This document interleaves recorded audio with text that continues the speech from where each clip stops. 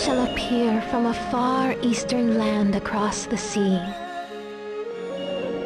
A young man who has yet to know his potential.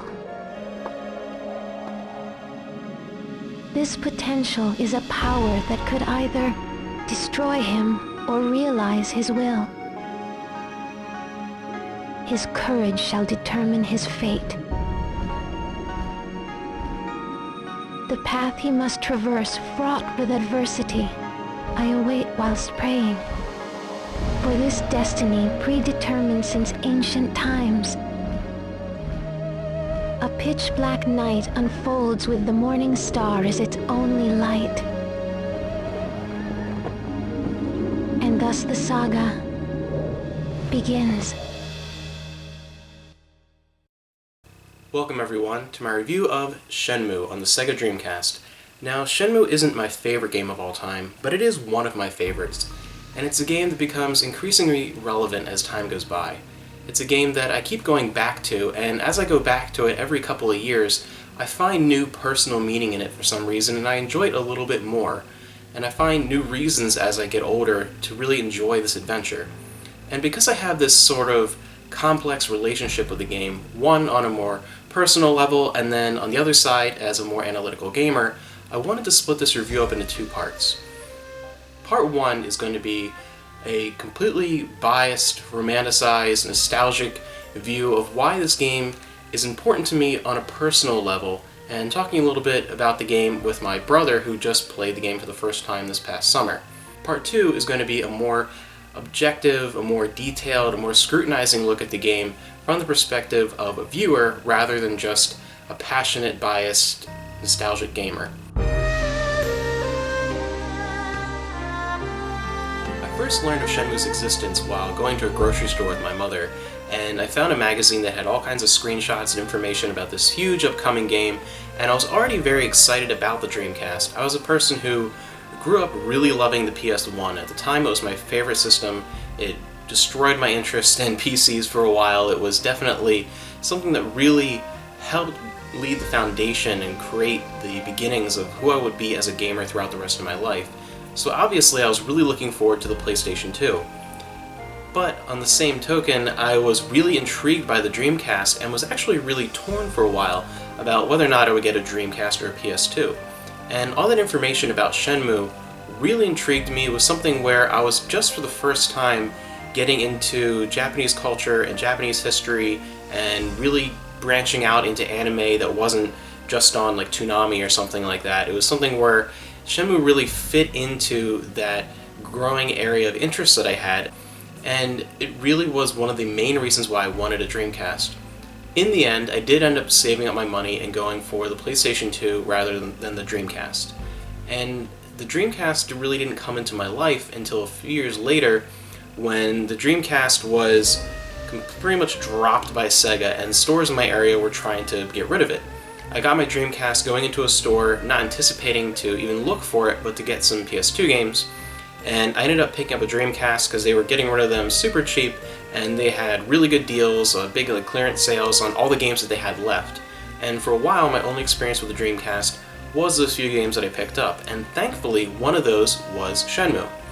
And Shenmue was actually the last game I tried for the system. I played all my other games that I had, kept it sealed, kept it on the side, more because I knew it was going to be a bigger time investment than the others. When I played Shenmue, it was something that really opened my eyes, something that really made me want to look at things beyond my PlayStation obsession, thanks in part to things like Squaresoft. It made me really consider getting other things. It was a system that, because of my experience with Shenmue and the Dreamcast, I branched out and started getting older systems that I had missed. I went and got the GameCube when that came out. I ended up eventually getting the Xbox thanks to Shenmue 2. Shenmue was a very different experience for me, though. It was eye-opening in that perspective as far as expanding my horizons as a gamer, but it was life-changing in a way. In its own small way, it really made me think about who I wanted to be as a person. Now, that might sound odd coming from a video game, and particularly when it's a game that, like I said, is not my favorite game of all time, and there are other games that have affected me in equal yet entirely different ways. I was at kind of the right age in the beginning of high school when Shenmue first came out, where this whole idea of the character of Yu Suzuki really appealed to me and really made me think about what it would be like to be on my own, to sort of branch out and go on this big adventure and go exploring. And it was a bit of a beginning gateway into exploring Japanese culture and what it was like to be a teenager, to be a youth within that culture. And it spoke to me as a game where it made me really think about life choices. It made me consider my mortality in an odd way. It made me think about, where am I going from here? What am I doing with my life? The main point that it really drove home for me was that I was at a point in my life where I needed to consider my path in life, consider where I was going, what my destination was. It was a game based in a lot of ways around choice. What Ryo does in the first game is make a choice for the path of the rest of his life. He is leaving behind his education, leaving behind Nozomi, leaving behind all these things that could give him one journey through life that everyone expects him to do. It's the path that everyone wants him to take. It's the expected path, the easy path in a way. And he's going on the unexpected path. He's going for the journey. He's going in a way that most people would try and have him shy away from. It's a game, it's a path of just personal redemption, of searching within yourself. It's a real soul-searching game if you really dig deeply beyond just the base of the story. It's something where I was thinking as I was playing it for the first time, beyond just the story and the path of the game itself, but I was really putting a lot of my own journey into it, and in some cases even reading too far into what was actually even there on the screen, but really putting myself in his shoes and in a way playing two different games at the same time. Playing the game that I was putting into my Dreamcast, and then playing the game that I was using in my mind to put into that same system, and really making it a personal journey. Now, when the game was over, I really wasn't into gaming news too much at the time, and my family didn't have the internet for a while. It wasn't really on forums or anything. It came down to me not even knowing Shenmue 2 existed, since we didn't get the original Dreamcast copy here in the States. And I eventually moved on and played Shenmue 2 years later on the Xbox. But in the meantime, Shenmue was an odd thing where I didn't play it again after that first time. I didn't touch it for many years, and there wasn't a particular reason why. It was something that I had such a defined first experience with this game, something where I could really decide this is what I was feeling at the time. It was a game that my memories defined a certain point in my life, and when I moved beyond that point in my life, I kind of moved beyond Shenmue. It was a very odd experience, and it wasn't that I had a dislike for the game at all. In fact, it was the opposite. I had such fond memories of it. But being in a different point in my life with completely different emotions and outlooks, I took all these messages that I learned through my experience with Shenmue and implemented them in my daily life, but didn't really want to revisit the source of that. I guess kind of in the back of my mind, maybe thinking re-experiencing it in a different context might change its meaning and have an effect outside of just playing the game. I'm not sure why, but I put it down for many years. When I played it again, I was much older and at a totally different point in my life, and I started taking new meaning from it. In a way, I was seeing the story from the adult perspective and seeing the angst in Ryo, seeing the perspective of wanting him not to go seek revenge, wanting him to stay back, wanting him to finish school and pursue a job through that, pursue his relationship with Nozomi, and be a responsible adult. It was a totally different perspective. And about halfway through playing it, I kind of had this moment where I realized how much my views had shifted up front, and thinking deep down and realizing that that's not really who I was. The person who I was the individual that was defined by that first experience with Shenmue, not the individual that I was putting forth when I was playing that second playthrough of Shenmue. That was the individual that was created by outside expectations, by being shoved in one path when I really desired to take the other path. And I finished up through that second playthrough with a whole different view in mind, and really taking it in and really deciding for myself that I was going to experience this game back in that old perspective because that's the perspective I really wanted, and it got me thinking a little bit more about changing my life outside of playing this game to where I was going to make choices that would benefit the path that I wanted to take instead of forcing my way to go through this path others have chosen for me. And because I wasn't really putting forth 100% into the path I didn't want to take, I wasn't getting as far as I would actually get through the harder path. And in a way, it's a very non-Shenmue related way of relating to Shenmue. It's something where, again, in this first part, I really wanted to express how Shenmue affected me outside of just looking at, oh, how well does the game play? What does it look like? You know, how well is the story written? Those are things I want to save for a little bit later. Those are things I really want to look at a little more objectively and give an extra review score, that type of thing, more in part 2.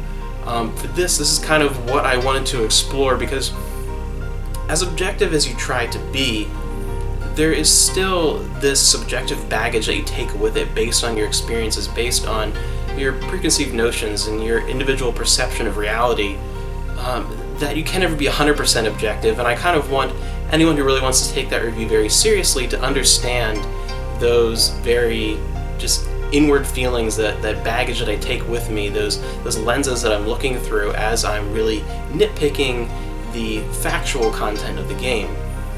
This is something that it came up again in my life a third time in an odd way, just kind of keeps coming back, where I ended up picking up the game again to play through more as a casual play, because one thing I love about Shenmue 1 and 2, it's a game that I can play over and over and over again because it's very relaxing to me.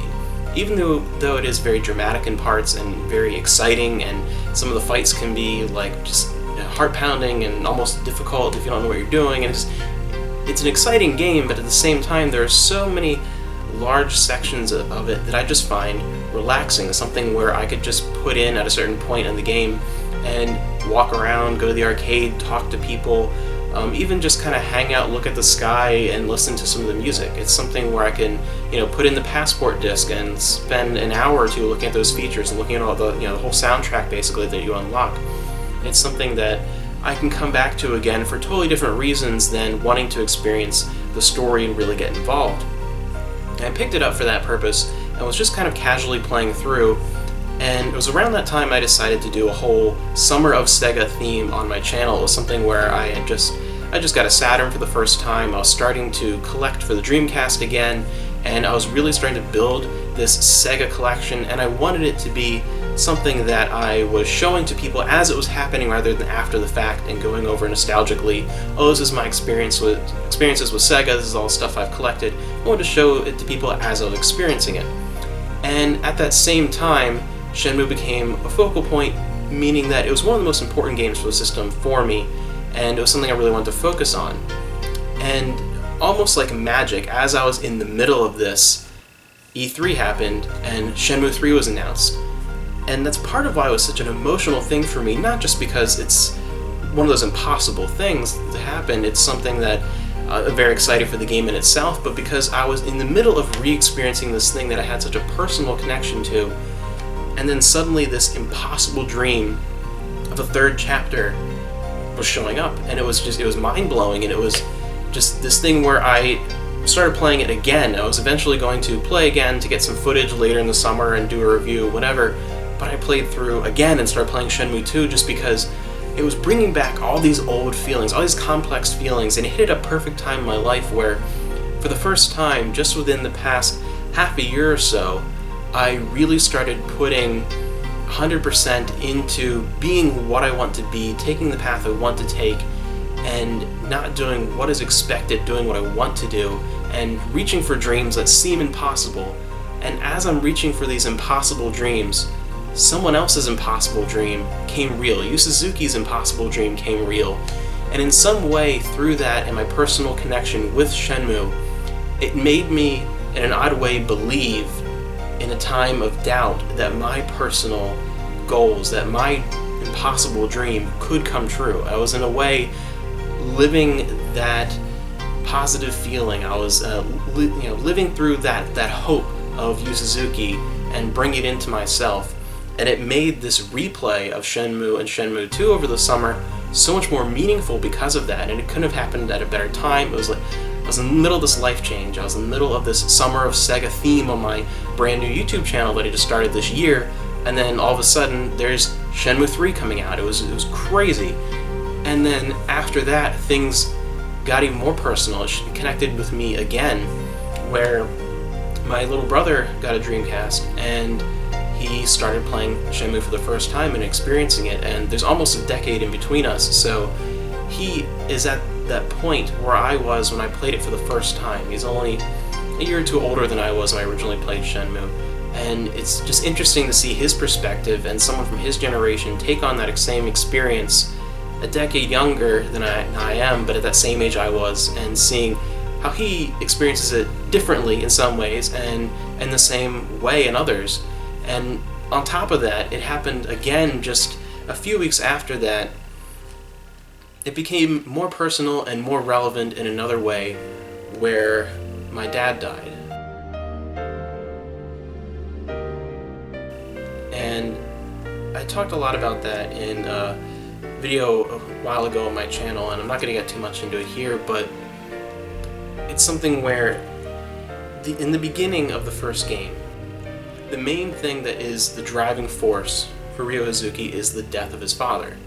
And obviously it wasn't, as dramatic as, Landi coming in and, killing my dad in front of me. Obviously it wasn't anything like that, but in a way it made me feel closer to the game, because not just because of the similarity of the beginning of that journey, but because of the timing again. It was I'm in the middle of a life change, in the middle of trying things that are new, and then this tragedy happens, and it's all this like whirlwind that every piece of what's happening, all these incredible life-changing, altering things that are occurring at once, every one of them is relatable to Shenmue in many different ways. It's something where I just kept feeling new connections to the game. And that's kind of how I want to wrap up this very introspective beginning to this review, and I'm going to shift now to talking a little more candidly with my little brother about his first experience with beating Shenmue, and that'll wrap up part 1 of this review. But yeah, that's just kind of what happened with me with this game. Over the years, it just kept coming back up, and I kept experiencing it in different ways and having a different perspective on the exact same story because I was experiencing it in different times in my life. And Shenmue became this idea of just the physical body of this game became a capsule for different times in my life that I can re-experience by replaying through this story and re-examining my own existence through this immortalized story within my life, within my gaming collection. It's, again, on a totally different level. It's not my favorite game of all time, but it is up there for so many reasons beyond its masterful storytelling, its wonderful music, its incredible gameplay. On a totally objective, technical level, it's a marvel. On a personal level, it connects with me in ways that I feel are more important, in ways where even if this was an ugly game that played terribly, it would still be one of my favorite games because of those reasons. And thank you for listening to this first part. Now I'm going to go ahead to my brother Erik, and we're going to see what he thought about his first playthrough of Shenmue.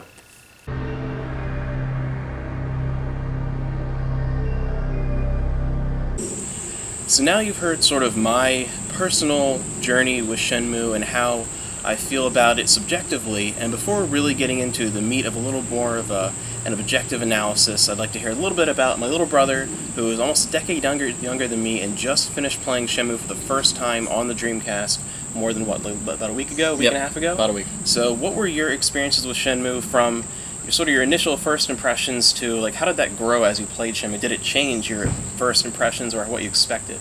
It definitely changed because I grew up in the more modern day of gaming where everything is very fast moving and like a straight line. Whereas this, you kind of have to go around and look at everything just to kind of enjoy the full entertainment of it. And at first that caught me off guard and I wasn't really a fan of it, just at first. But then I kept playing it and I kind of wanted to do that more.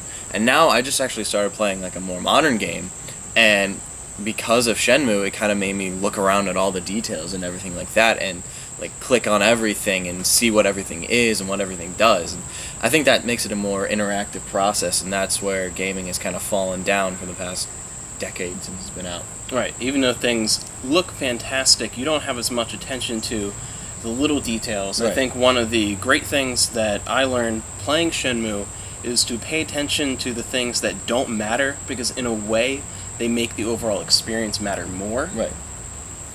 Right. Just little things like that. Like I remember going to like a drugstore at the end of the street, and I used a phone there once, but I never noticed on the side that there was a phone book that you can look at and everything like that. Yeah. And how you can call different people. Like you actually have numbers in the notebook you have, and you can call those numbers at any time.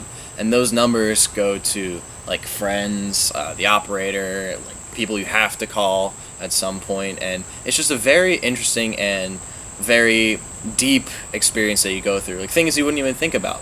Like when Stefan first told me that you get a job in Shenmue, and that the job was to drive a forklift, I thought that was going to be an incredibly boring part of the game, or just useless, or something that would be fun the first time, and then after a while it would be not fun at all. And it ended up being one of my favorite parts of the entire thing, because you get there around 8:30, 9 o'clock in the morning, and then you work until 5 with like a 2-hour break in between. And of course, time in Shenmue moves like really fast. Right. So you're not actually working those 9-hour days, 9 to 5, but whatever hours that is. But in the beginning, you start off with a forklift race. Like no one thinks about those kind of things, and those are actually really fun. First of all, because they're challenging and they're not easy, and second of all, because it's so rewarding once you actually win. Like I didn't win until like the last race I played in the game. That was the first time I won. And then you actually do the job, and the job is you take a forklift, pick up a crate, and drive basically across the harbor. And I had so much fun doing it. Like I would get angry when like the lunch break was going on. But it sounds so dull. Right, it sounds so dull. And you were talking about the numbers earlier, how you have to actually like dial the phone, like an old rotary phone, and little things that just, they sound so horrible and boring, but in a way they just bring you into the experience more and make it feel more real than if you just clicked on that number. Even if you still had the notebook and you just clicked on like Nozomi's number and it automatically dialed it for you, right, it wouldn't feel the same way as having that actually physically dial it. And little things like that I always found to be fascinating about Shenmue, and what was different about it is even some more modern, really big open world games, I feel like there's not that same attention. There's more attention to adding more and more side quests, hundreds of side quests, but not really paying attention to maybe having fewer goals, but more to do more sort of abstractly. That you don't necessarily have to do this, this, and this, but you kind of want to hang around and do this, or having different barriers where you can't meet someone or go to a place for a certain time, or you don't have enough money to do something, so, well, I have half a day to kill, and I'll go do that, because that's kind of what would really happen. Right. You know? And, like, getting money in Shenmue, I just started Shenmue 2, and that's much harder to get money. But, like, getting money in Shenmue 1 is kind of difficult. You barely don't get any. You get $500 a day, or 500 yen a day, I should say, from your mother, and until you get a job, that's basically your income. So you don't like have any money at all. But there's so many things you can buy. Like, one of my favorite details of the game was this like little side quest where you take care of a cat. My favorite part, because you can go to like the convenience store or some other convenience store in the entire city, and you can pick up like milk or like dried fish and feed it to the cat. And as you feed it to the cat, like this little girl who's like a little demon child will say like, hey, she's getting stronger, or anything like that. And it's just so cool to see, like, from the beginning where it's this little rescue cat to the end where you basically made it healthy. And just other details like that, like the Sega Saturn in the TV room. I spent quite a bit of time there. And getting like Sega Master System games to play on Right. your Sega Saturn at home. And Right. sort of like a little homage to, like, time-wise, obviously it's 1987 inside Shenmue. The Saturn doesn't make sense, but it's sort of like a little homage to the Japanese market and how popular the Saturn was there. Little things like that. Right. And it's funny in hearing you really talk about your experience with Shenmue.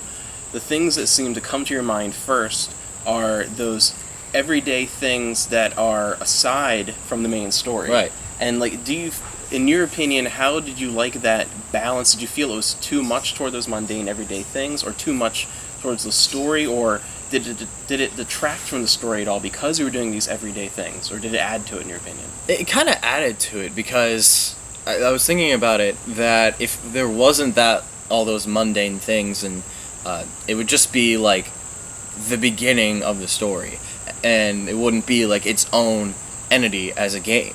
Because like the story in this one is basically what you told me, it was like leaving the Shire in Lord of the Rings, and as soon as I finished it, I felt that. That doesn't make the story any less bad. It's still a fantastic story. It just like very plainly, it seems like the beginning to a typical revenge story, and it sounds on paper to be a very typical story, but it's not, because I feel like it's because you do all these sort of mundane things in a way that you actually care more about what's happening. It feels heavier because you actually care about the daily lives, the mundane aspects of this town, of the three like beginning areas that you're in the first Shenmue, and of the people that are there, and because you care about them more as everyday people rather than just dynamic characters, it actually makes everything more meaningful that you do. I mean, it's more, even just spending time in the arcade and talking to people, like little things like that, it makes it more meaningful when something big does happen, rather than focusing just on those big events. Right. And it was just a really fun experience to play this. Like, I've never played anything like it, like this, going into the details this much. And I found that, like, there were things I wanted to do that I was like, come on, I want to talk to you more, like, I want to say more, I want to say what I am actually thinking. And after I like thought that in my head as I was playing this, I was like, well, I guess I've kind of integrated myself into the game almost, because like you react to everything that is going on, especially the whole events with your girlfriend, Nozomi. I wanted to do so much with that, and it like made it more sad that I couldn't react to it. Like it was still Rio, but I was like, I want to. Yeah.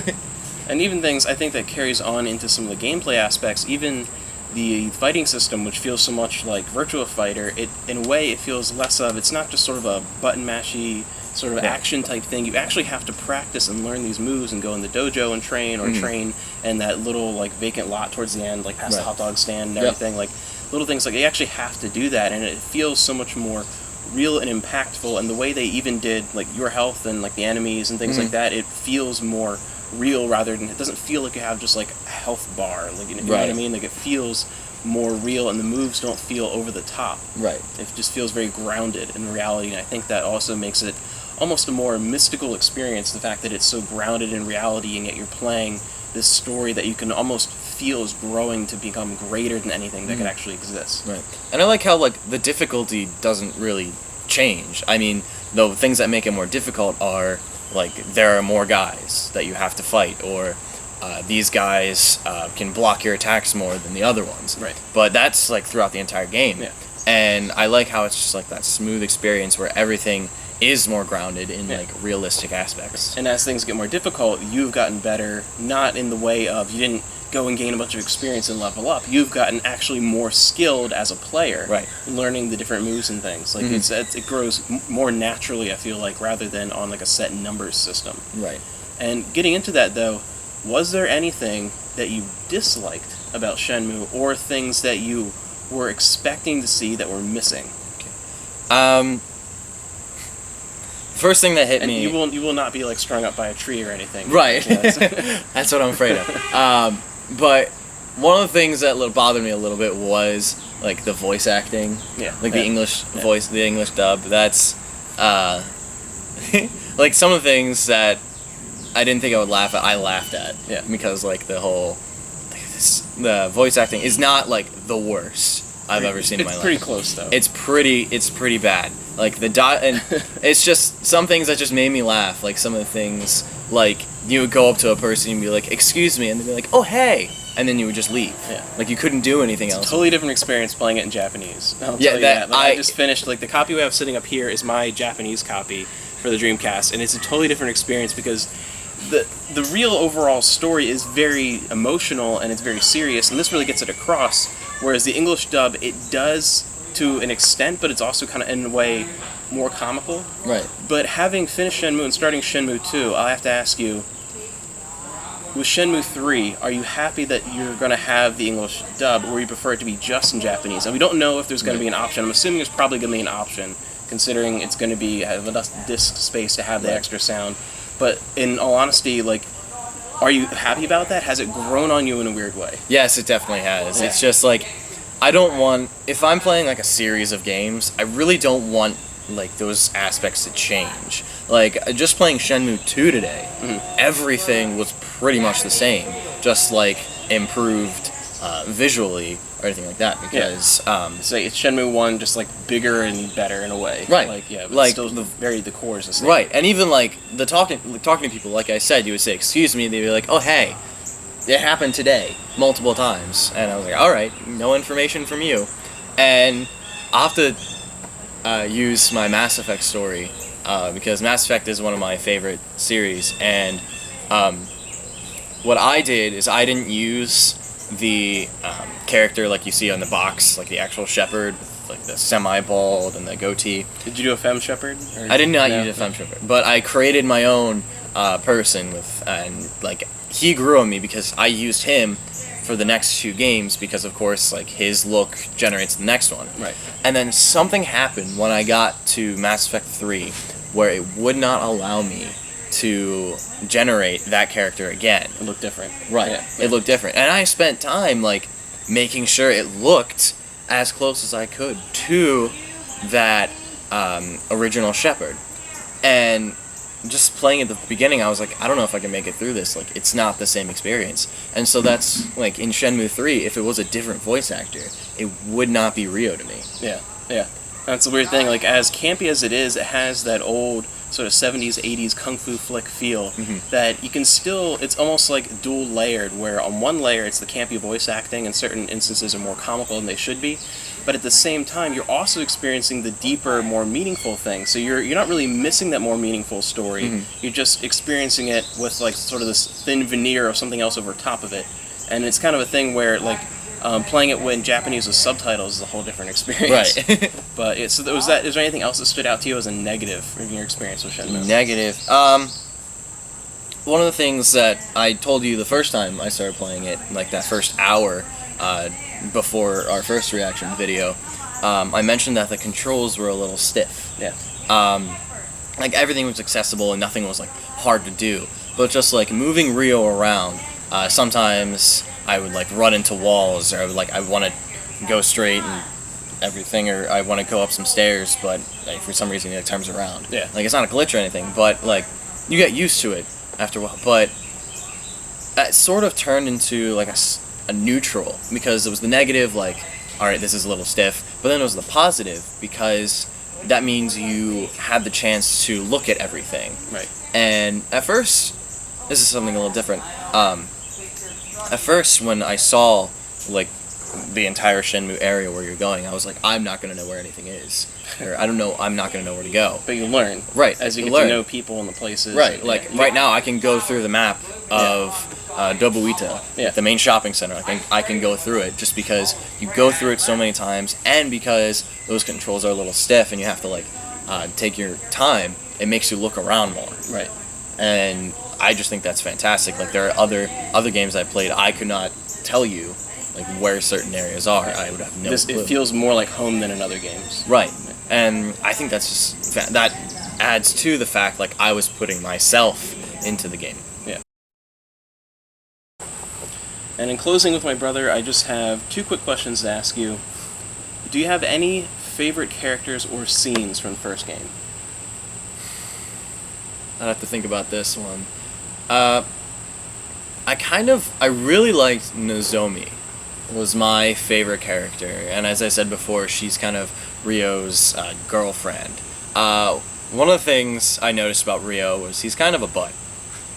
He doesn't really say his feelings or anything like that, and that's why I said, like, I want to, like, go in and, like, say all these things, like, this is what you should say, Ryo. And it made me feel more for Nozomi, because Nozomi is, like, sort of telling him her feelings, but at the same time, like, being her own secret self. So I want to know more about, like, who Nozomi is, like, what she really feels about Ryo, and, like, all of his butt-like antics and things like that.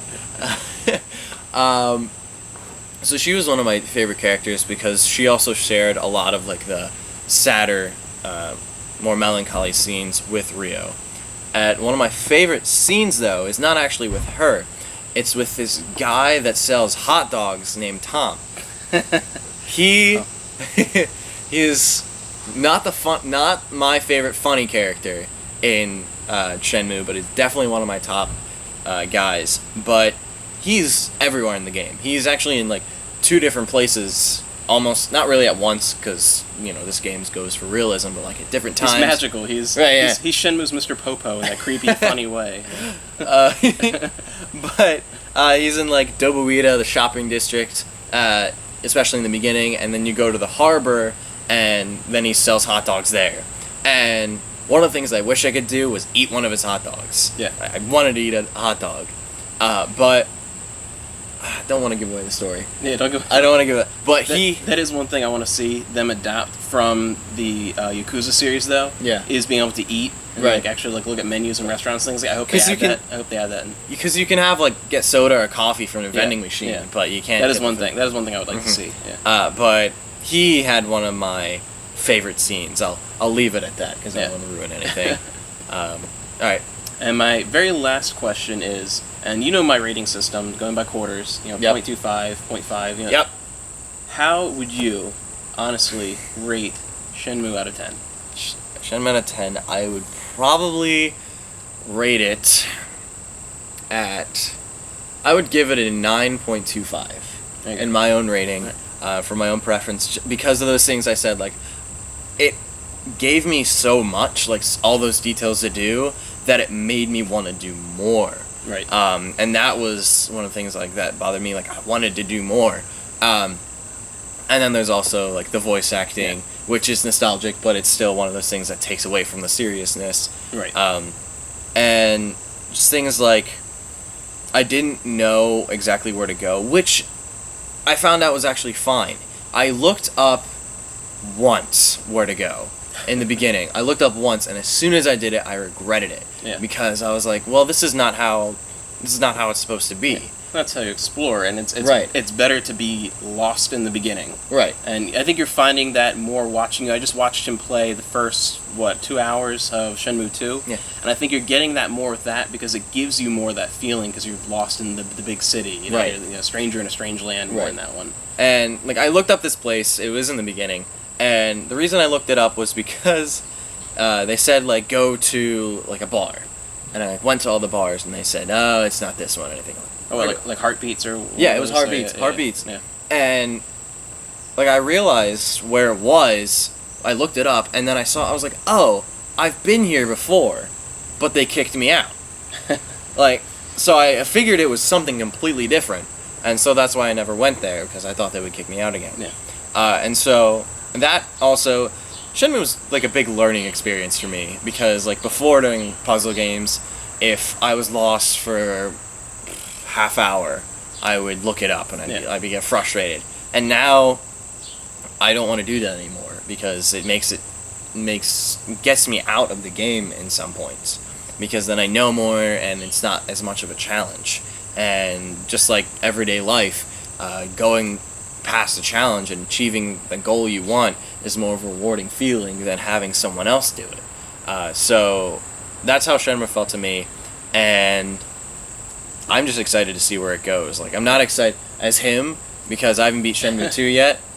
You saw all the videos and everything. And you didn't wait 14 years. Right, I didn't wait 14 years. I'm completely new to this. And it's coming out, next 2 years? Yeah. A couple years? Within 2 years, we're hoping. Yeah, within 2 years. And so I'm excited to know what happens in Shenmue 2. That's really exciting for me because, as I said before, this is like coming out of the Shire. And so I'm ready for like that next chapter to see what happens next and how he finds Landi. He's in the beginning scene, so I'm not ruining anything. So yeah, I'm excited for that. And 9.25, great game. Just Some minor imperfections. very minor. Yeah. That really. Yeah. Yeah, but that add up a little bit to for a more objective feeling and Shenmue as near perfect as the first Shenmue is, as much of a brilliant experience as it is, there are a few little imperfections that you pointed out, and I'll next go into a little bit more of a deeper analysis of why I feel like it is an imperfect masterpiece, but why it is also a true masterpiece. You don't have to be perfect to be a masterpiece, and I'll explain why.